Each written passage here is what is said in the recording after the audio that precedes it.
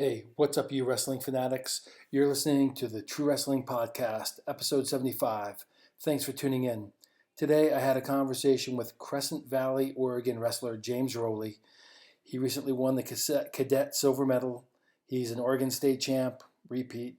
Placed second in Super 32 last year. And we talked pretty much about everything. He'll also be making his college commitment later this fall. You can catch him next at Who's Number One at the end of August. His opponent has not yet been determined. I'd like to thank my sponsor, Adidas Wrestling. You can check them out at adidaswrestling.com.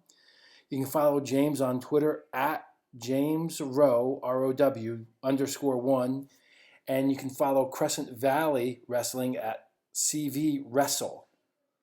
Without further ado, here is our conversation. Here with James Rowley, world silver medalist at cadet level 2 weeks ago, pound for pound, top recruit in the country, on Willie's list. James, thanks for taking the time to talk to me.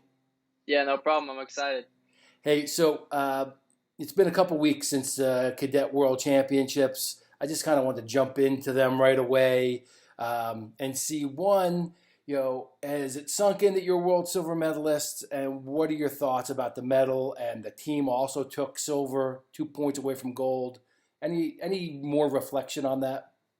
Yeah, no, I mean it was a great tournament. It was super exciting. Obviously, the coaches were really excited. Having my dad, my personal coach there, that kind of made it even better. The team was like, we really pulled together, especially those first day guys. I mean, we kind of all rose to the occasion, kept rising throughout the day. So it was really exciting. I don't know if it really has sunk in yet. I haven't really been around a lot of wrestling people. Taking a little bit of a break right now. But yeah, I think I feel pretty good about it all. And I mean, it was a great experience to have. I mean, I'll never forget it. So hope to be with those guys again on another world team for sure. Gotcha. Now, before the Cadet Worlds happened, I didn't hear a lot of media people giving you guys a chance to medal. Did you listen to like previews and that kind of stuff? Did it motivate you, or what's going on? Yeah, I mean, Willie's was pretty close, I'd say. He predicted 5 medals, we had 6. He predicted 2 world champs, we had 2 world champs. So his was pretty on, but the rest of us, I mean, it's kind of hard because even I did it myself. You look at the old list of world teams throughout the years. I mean, you have Yanni, you have that high caliber guys, Aaron Brooks, those kind of guys. So I mean, it's kind of hard to compare yourself to them because where they are now, not to them being in high school. So I think people were a little skeptical. I mean, I'm sure everyone was. I'm sure even our team was. Once we got out there, it just became really obvious that we were meant to be there. We were the best in the country, like KJ said. So.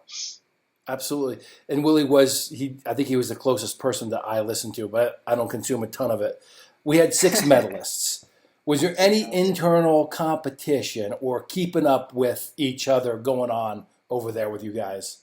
I mean, the first day guys, it wasn't really it wasn't like a set competition, but Luke makes the semifinals. I mean, that leaves Meyer. Meyer's gonna make the semifinals. That leaves me. I mean, once that started, you just can't. It's kind of hard to lose because everyone's rising to the occasion.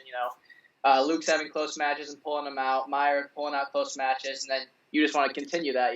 So I guess we kind of had a little bit of a competition, us 4 finalists. Did it also inspire confidence seeing your teammates do as well? Oh, for sure. Yeah, not only the teammates, the coaches after every match, Coach Reeder, Coach Fritz, Coach KJ, my personal coach, Coach Lara.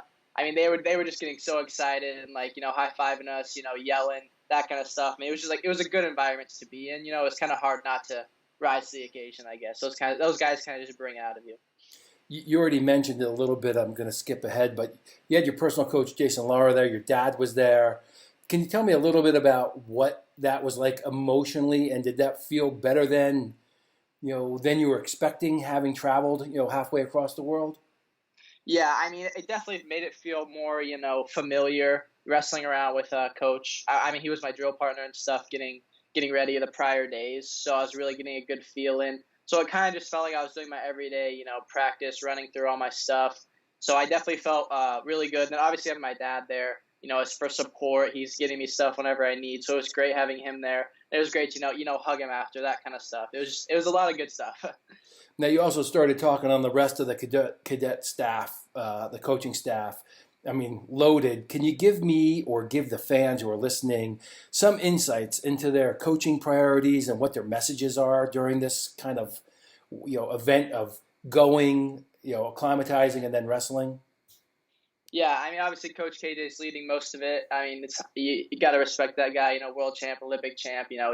We all look up to him as a coach, as a wrestler. And he kind of just he likes to. He doesn't really step in too much. He let our personal coaches, run the little stuff. He ran the overall stuff, and he was, giving us points. Head and hands defense is gonna win. Hand fighting is gonna win.